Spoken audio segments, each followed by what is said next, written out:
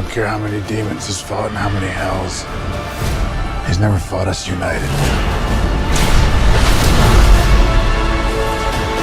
It's time to stand, fight. The time is now.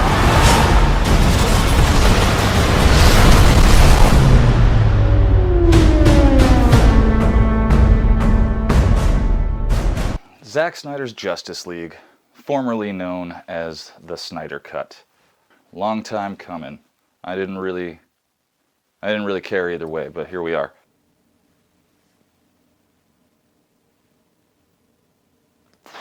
What do you say about something like this? It's unprecedented. It's crazy that this happened at all, and you know, I mean, we'll get into that, but let's just start with the positive aspects of it, which are that compared to the theatrical cut, it is definitely a hell of a lot more cohesive and coherent, you know, like it just makes a lot more sense all the way through. The character stuff that they added made all of the interactions make a lot more sense. I enjoyed how much they developed Cyborg, and he actually has a plot, like a point, a purpose, and a backstory in this movie, so that's good. I really liked the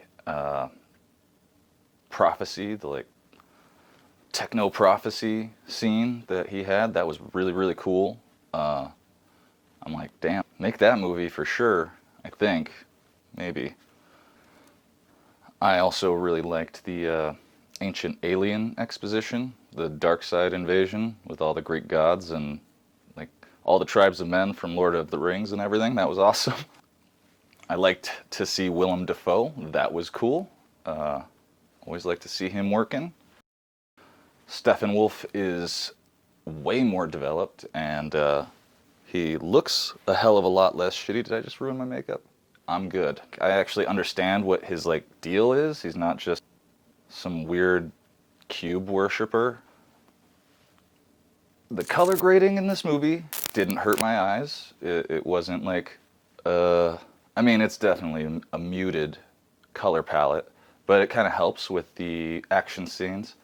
They tend to pop a little more, you know?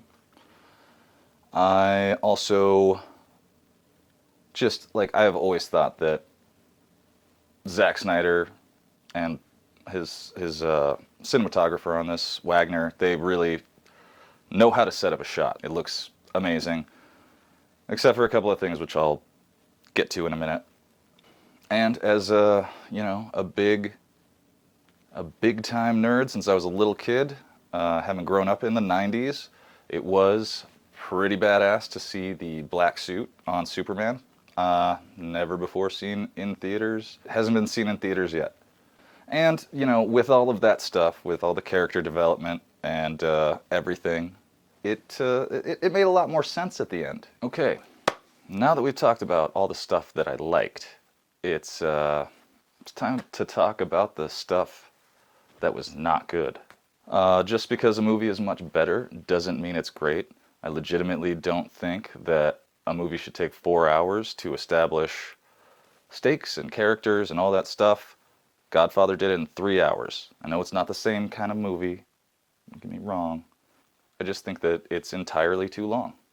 The CGI is kind of iffy at certain points. That's not a big hang-up for me, because that happens in like 90% of big budget Hollywood movies. I'll give that a pass. Now, I've always liked the Justice League. When I was a kid, I arguably liked them more than the Avengers, because you got Superman and Batman in there. Duh. Wonder Woman's badass too. I feel like it should be so easy to nail these characters pretty effectively. They're some of the most iconic characters in the history of fiction. So, I don't know. Didn't care for overall the approach to the universe, but I've complained about that from the Snyderverse since the beginning, and it's not that I don't like gritty movies, I do. Zack Snyder's phallic obsession and Wally West's hot dog scene, I'm going to count that as a win. Like, that was hilarious. And it totally took me out of the moment, but it made me laugh for fucking sure. I know this was in the positive column, but the black suit on Superman, as much as I love to see it, didn't particularly make sense. He just like walked past a bunch of really excellent suits that would be probably better and more effective, and just went for the fan service. I like fan service. I'm a big old fanboy, but try to just put one line of exposition in there to explain it. The epilogue. I feel like you could have gotten rid of most of that. I liked the bit with the Legion of Doom setup, but that's the thing, is this essentially works as a sizzle reel for Justice League 2 and 3. So cool, but you couldn't figure out a way to like actually work that into the movie somehow, instead of just putting it at the end. That just bugged me. The bottom line here is that Zack Snyder's Justice League is exactly what it claims to be. It's a better version of a movie that wasn't very good. I will say that I'm impressed, and I'm happy for Mr. Snyder. This is a win for guys like Lord and Miller and fucking Edgar Wright. Way to stick it to the studio. Way to get your cut out there. That's great. However, being better does not make it the greatest movie of all time. It's totally watchable. I thoroughly enjoyed it. I did have a good time watching this movie. The bottom line is I think it should have been either 2 movies like Zack Snyder originally wanted, or you should have made it a series. I mean, I took breaks, and I can't imagine anybody just sitting all the way through this thing. I may watch it again, but probably not too many times. Doesn't mean I hate it. And you're allowed to love it. If you love this movie, awesome. Good for you. That's cool. I wish I did too, really, because I love Superman, I love Batman, I love Wonder Woman and The Flash, and yeah, this is less than comprehensive, but that's just my outlook on it.